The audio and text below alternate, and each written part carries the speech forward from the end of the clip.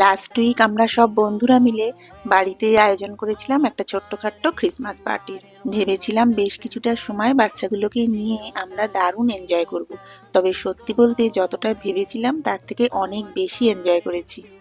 এত সুন্দর একটা পার্টি অর্গানাইজ করার পেছনে প্রত্যেকের কন্ট্রিবিউশন রয়েছে।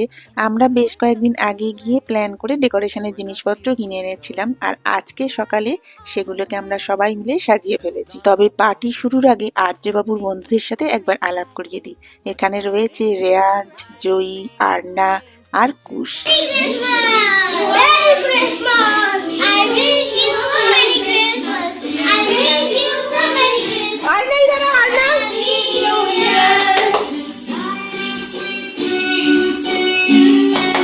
খুশিদার দেখো বেটা।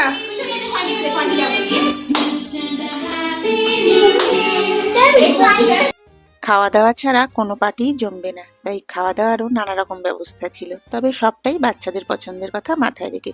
যদিও আমি খাওয়া দাওয়ার একটা ভিডিও অলরেডি শেয়ার করেছি। সেদিন বাচ্চারা প্রচুর ডান্স করেছে, ওদের জন্য বেশ কিছু গেম ছিল, সাথে সাথে আমরা মায়েরাও কিন্তু প্রচুর ডান্স করেছি। তবে আজকে আমরা এখানে যে কজন মায়েরা আছি প্রত্যেকেই যে খুব সুন্দর ডান্স পারি তা তো নয়, তবে আজকে কোনো হেজিটেশন না রেখে সাহসটুকু দেখিয়েই ফেলেছি, আর ওই সাহসটুকুর জোরেই কিরম যেন উতরেও গেলাম। তবে আপনাদের সাথে আরো দুজন খুদের আলাপ করানো হয়নি। এই হচ্ছে বিভা, আর ইনি হচ্ছেন সত্যার্থ।